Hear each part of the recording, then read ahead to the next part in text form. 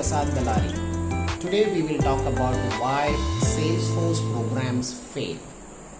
Matter of the fact, the same principles can be applied to any large projects or programs.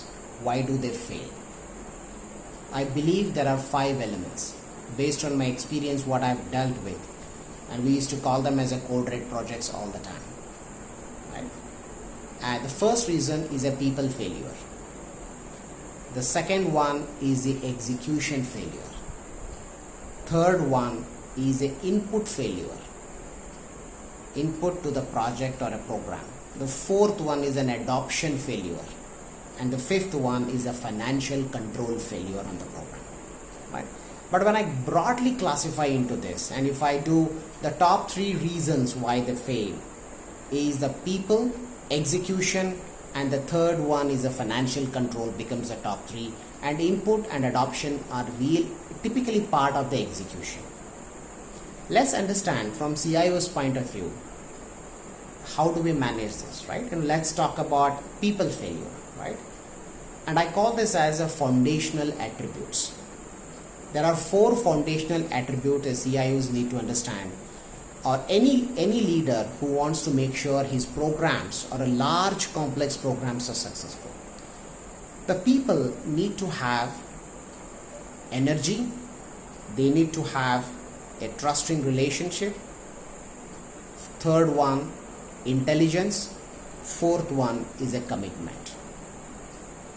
Before assessing the expertise and experience of the team, it is very vital to assess these first 4 foundational elements: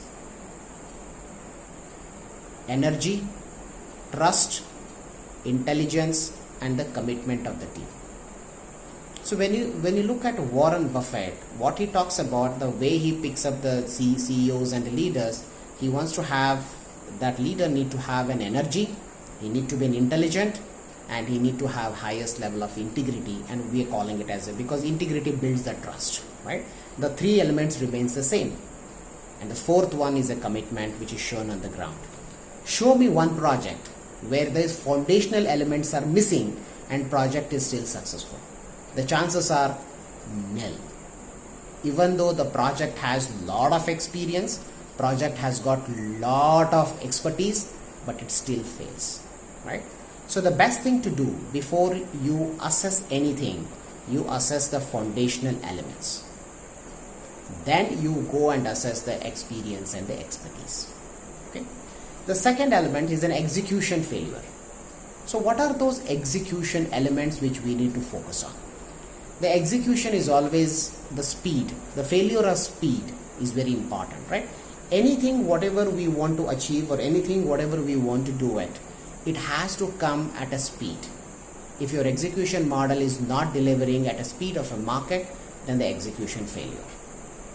And you need to understand the other elements of this is a right prioritization failure. There won't be any prioritization. They are just going delivering the things just for sake of delivering, right?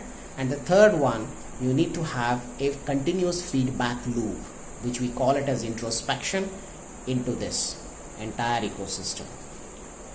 And apart from that, there is also a collaborative goal setting and a collaborative working environment. Those are again the attributes of it.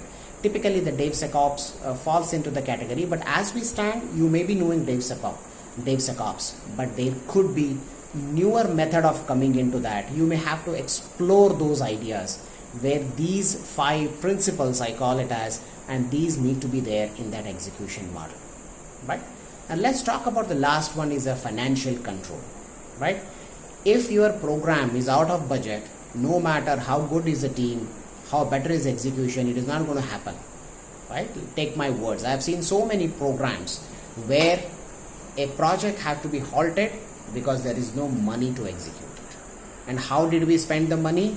We spent money by just buying the things, spending money, assuming there is no prioritization of what need to be achieved, so they kept on doing it, right? So these are the 3 elements which you need to focus on as a leader when it comes to a large program execution, right?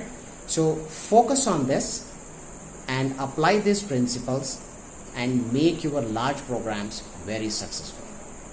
Yeah, take care. In the forthcoming the videos, I will also talk more about the people aspect of the equation, how we can solve it, right? It is not always the expertise and experience which will help you. Expertise can be built, but the foundation attributes need to be picked up and nurtured, right? We will talk more about it. As of now, bye.